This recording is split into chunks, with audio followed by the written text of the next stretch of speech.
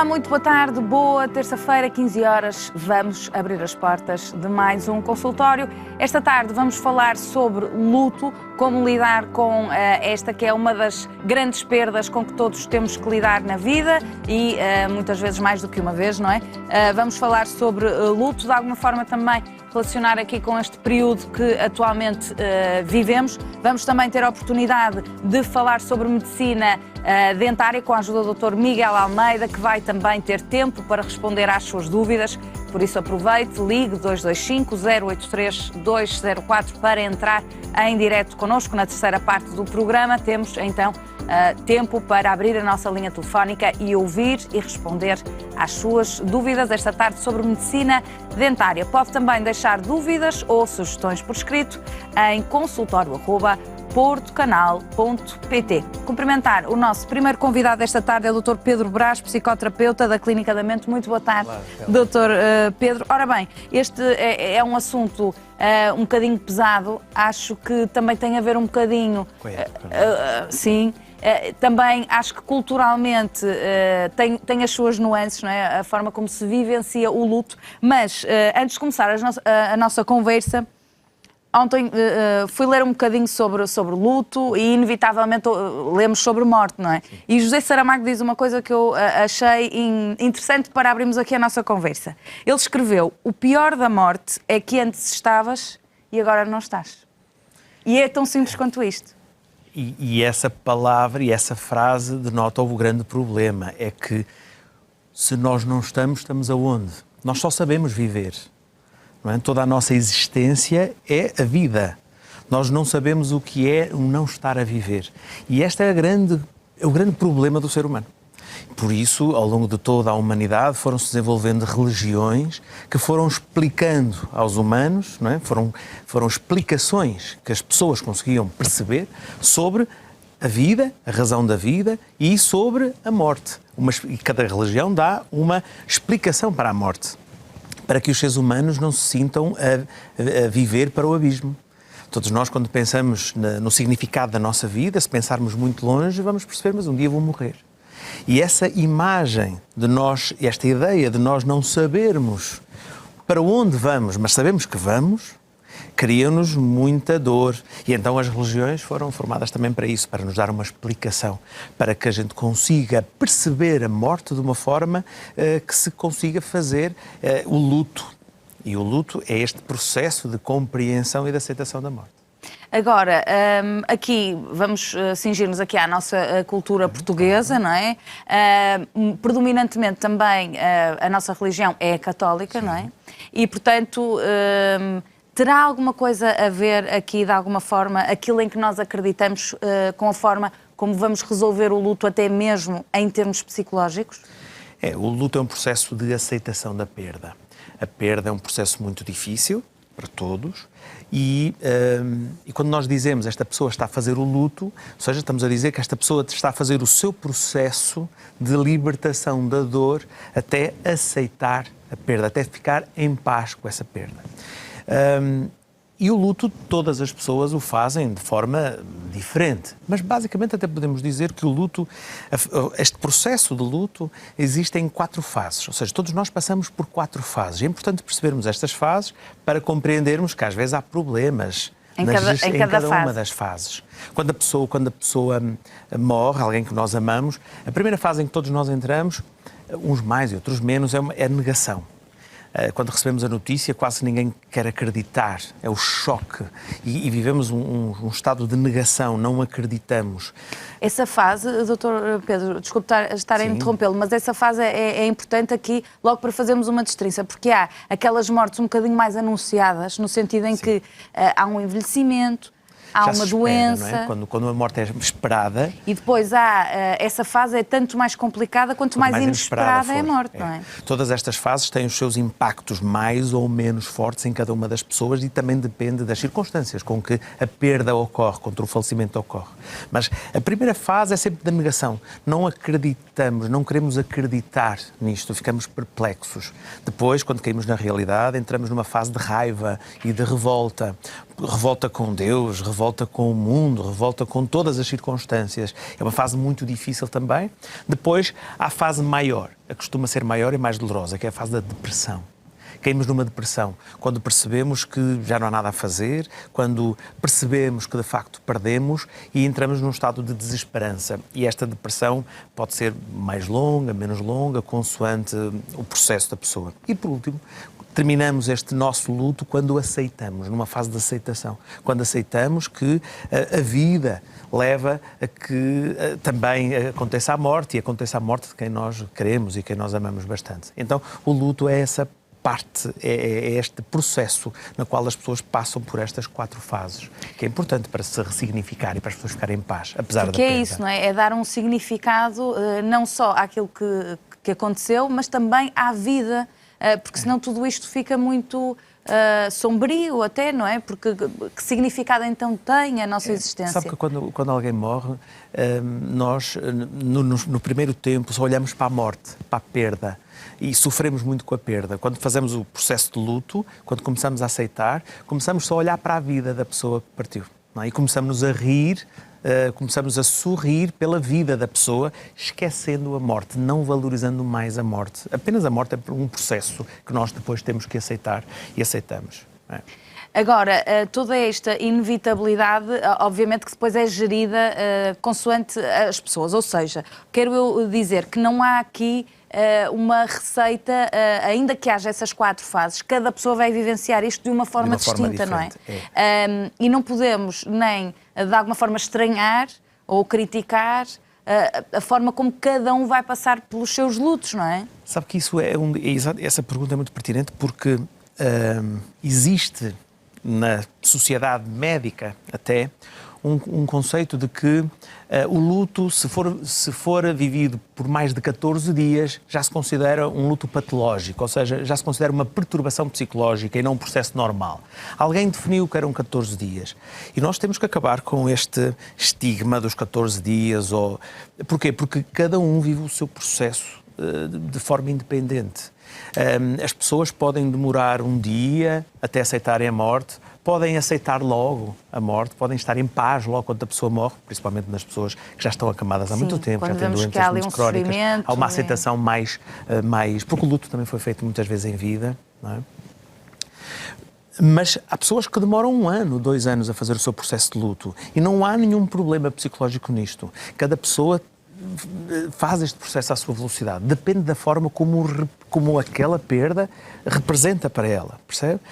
Mas, no entanto, também existem os chamados lutos patológicos. São aqueles lutos em que se pode definir que a pessoa já está a ter um problema psicológico, já não está a conseguir ultrapassar sozinha. Já não tem recursos para gerir sozinha aquele o luto de uma forma, não é normal, mas... Que ela própria já não consegue ultrapassar aquele estado. Eu, como psicoterapeuta, quando falo com alguém que me diz que está em luto, que está muito triste, eu tento perceber sempre se essa tristeza para a pessoa está dentro dos seus parâmetros normais, ou seja, se ela é quase como se ela ainda quer estar triste, porque nós às vezes queremos estar tristes, percebe? Faz parte do nosso estado, nós não queremos estar de outra forma, queremos estar assim porque a experiência que nos está a magoar ainda está muito presente e estamos a processá-la. É normal nós queremos processar esta dor também. Mas há pessoas que me dizem assim, não, eu já sofro assim há 10 anos, há 20 anos, há 1 ano, e acho que eu preciso de ajuda porque eu sozinho já não consigo sair deste estado que eu compreendo que não deva estar a passar. Então, só é... É o estado da fase da depressão, Dr. Pedro, pode ainda? Ser o da raiva também. Há muitas ainda pessoas pode estar mais atrás ainda raiva. no processo. E pode ser também o da negação, que é menos frequente. Há pessoas que passam meses e meses negando o que aconteceu, não querendo aceitar que a pessoa morreu, que ainda liga para a pessoa, para o telemóvel da pessoa, a ver se a pessoa atende, muitos dias, muitos meses depois da pessoa ter falecido. Ou seja, este é um problema em que nós não estamos a conseguir sair da primeira fase, que é da negação. Depois há pessoas que têm dificuldade em sentir da fase da raiva e da revolta e estão sempre revoltadas com a perda, mas a maior frequência é na fase da depressão.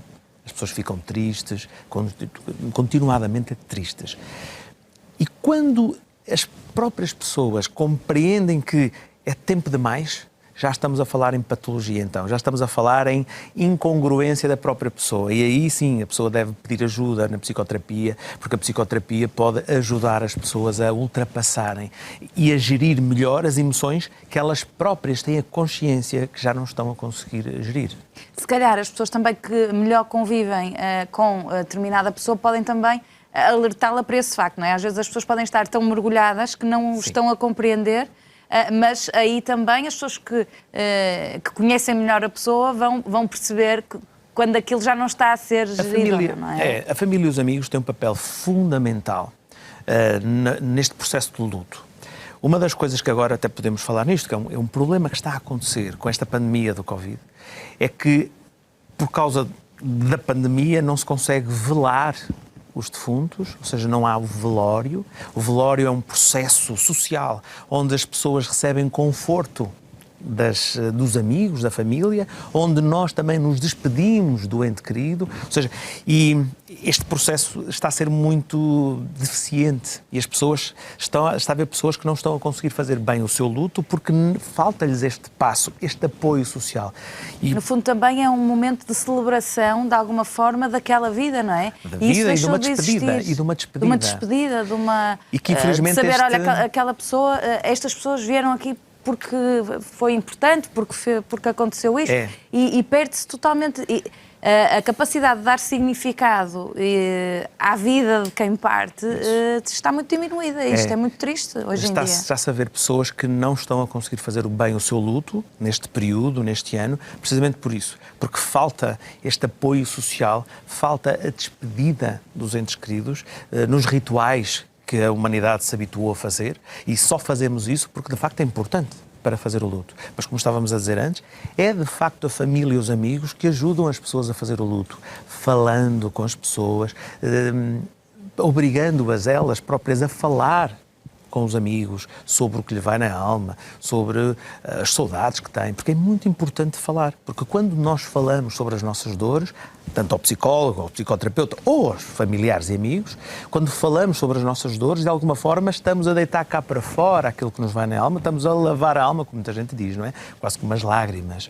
E o chorar também é muito importante, ou seja, o chorar, o conversar com as pessoas, são processos de libertação emocional que as pessoas devem fazer. E os amigos devem perceber que quando alguém da sua família, dos seus amigos, está numa tristeza muito profunda, deve chegar à beira dela e obrigá-las a falar, obrigá-las a chorar ou a pedir ajuda, caso seja um problema muito mais grave e que as pessoas não estejam a conseguir gerir muito bem. Passado anos de ter acontecido a morte de um determinado familiar, se as pessoas nunca mais tocam naquele nome, se recolhem todas as fotografias, todas as lembranças de casa, isso quer dizer que é um luto patológico ou é uma outra forma de lidar?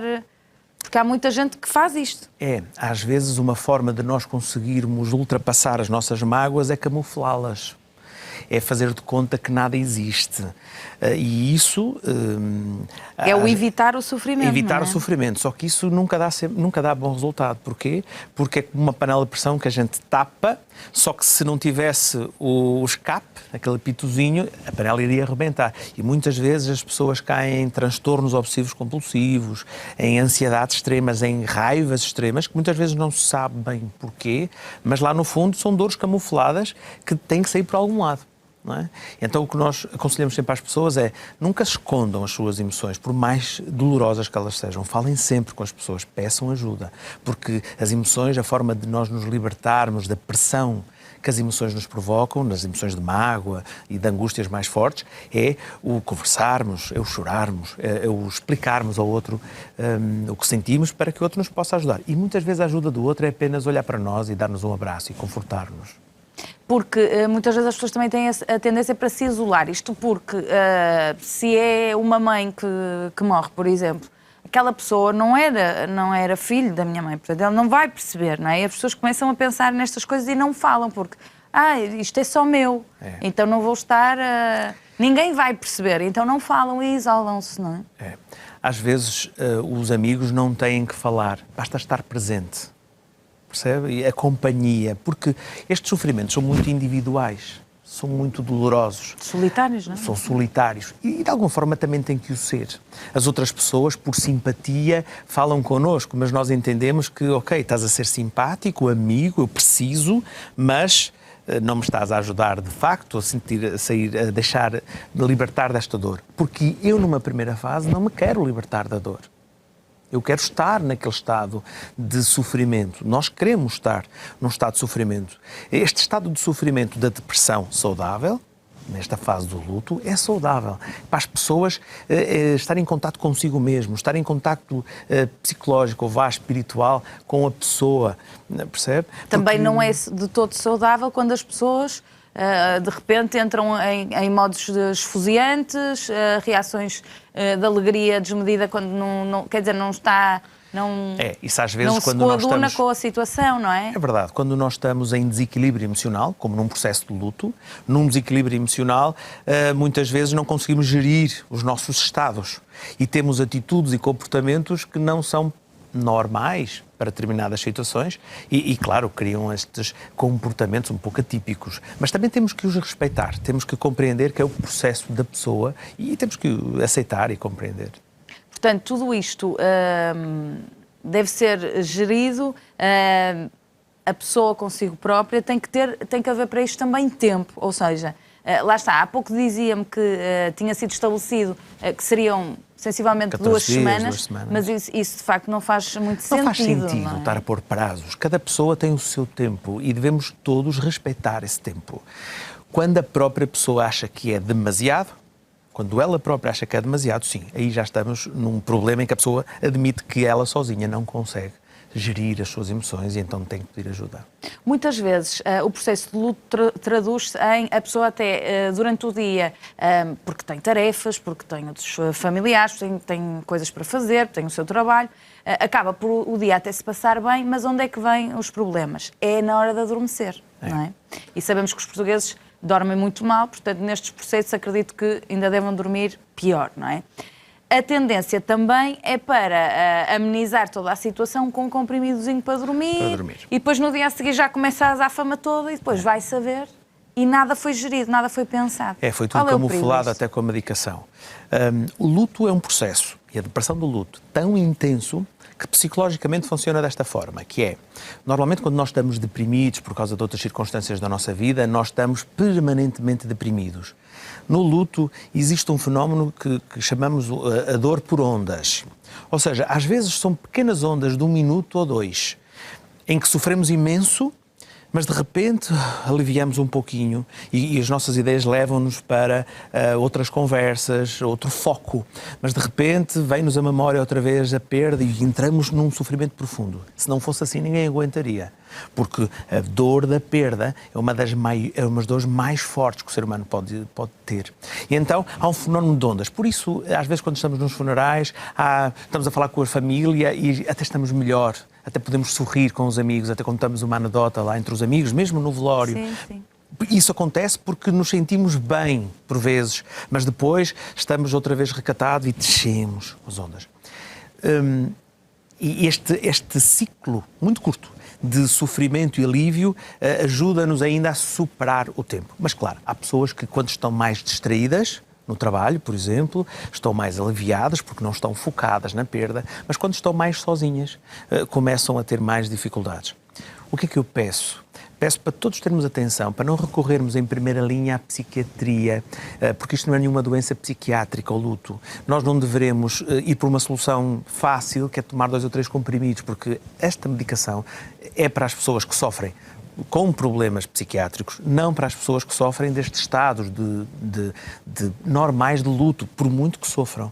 Porque depois entramos aqui numa viciação, porque depois o corpo também se habitua a dormir só com aquela medicação, e, enfim, entramos num processo que também não é saudável. Portanto, devemos passar o processo de luto, é doloroso, traz dificuldades, mas temos que o passar para resolvermos esta perda que nos tanto perturba. E quando não se consegue sozinho, há ajudas, nomeadamente da psicoterapia, não é? Sim. Que pode dar estratégias para, de facto, as pessoas ainda terem mais ferramentas conseguirem gerir para estas gerir, emoções. não é? A psicoterapia utiliza um conjunto de exercícios psicológicos que fazem com que as pessoas consigam, de uma forma mais eficaz, gerir estas angústias.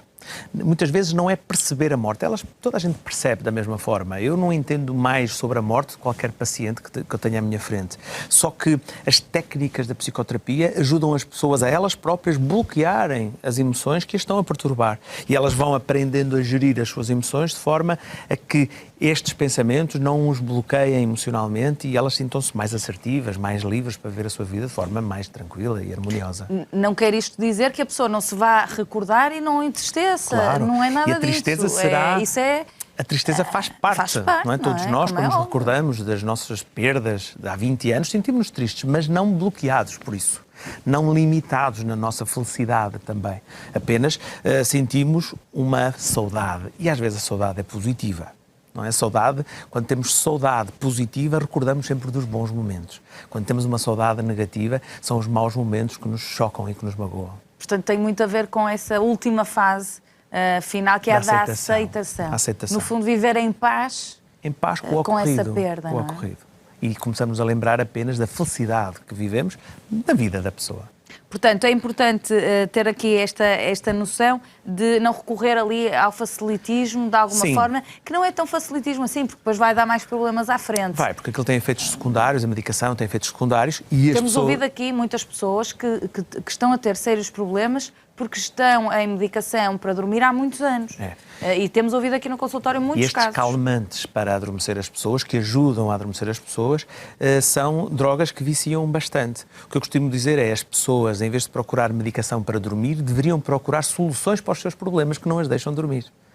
E as soluções às vezes não são simples, mas nós temos que procurar as soluções. Temos que passar a vida a procurar as soluções. Só estamos a adormecê-las. Que nos perturbam o sono. Nada fica resolvido. Estamos só ali a adormecer. Estamos a adormecer. A passar etapas que... E quando nós adormecemos as nossas emoções, não procuramos sair delas, dos problemas. Não sentimos vontade em mudar. Só quando sentimos desconforto é que mudamos. Então, às vezes é necessário não dormir algumas noites para percebermos que temos que resolver o problema que não nos está a deixar de dormir bem. Muitas vezes, quando o luto está a ser ultrapassado por pessoas mais jovens, e vamos falar aqui nomeadamente das crianças. Quer dar só uma palavrinha para esse luto na idade infantil? Muitos pais não conseguem e nem sabem gerir muito bem as notícias que dão às crianças, como fazer às crianças. E, na verdade, não há nenhuma estratégia Não há nenhum escrita. livro que diga, olha, vai dizer assim. Depende de caso para caso. Mas há uma orientação que as dúvidas principais dos pais é: será que o filho pode ir ao funeral? A criança de 4, 5, 6, 7 anos podem ir ao funeral, devem estar com o corpo, devem passar todo esse processo? E não há uma resposta para isso. O que nós costumamos dizer é: devemos perguntar à criança, mais de 6 anos, não é? Abaixo de 5 anos pode não perceber bem, de facto, o que é que está a acontecer. O conceito da morte também não é fácil mais difícil, de explicar, apesar de termos que explicar. Não poder, até aos 5 anos, se calhar é muito forte ir a um funeral. Mas depois dos 6 anos, se a criança quiser ir, deve ir. A criança deve fazer aquilo que entende naquele momento. Nunca deve estar exposto muito ao corpo do defunto, mas deve estar na cerimónia, deve poder chorar. Outro erro que os adultos fazem na gestão do luto da criança é achar que as crianças não estão a sofrer como nós, que não se aperceberam bem que não estão a sofrer. Elas sofrem muito. Mas porquê é que elas não manifestam essa dor? Porque não querem magoar mais os pais. Porque os pais sofrem tanto que elas pensam: eu vou disfarçar a minha dor, porque se eu falar nisto, os meus pais vão sofrer mais. Eu não quero que eles sofram. E elas não falam.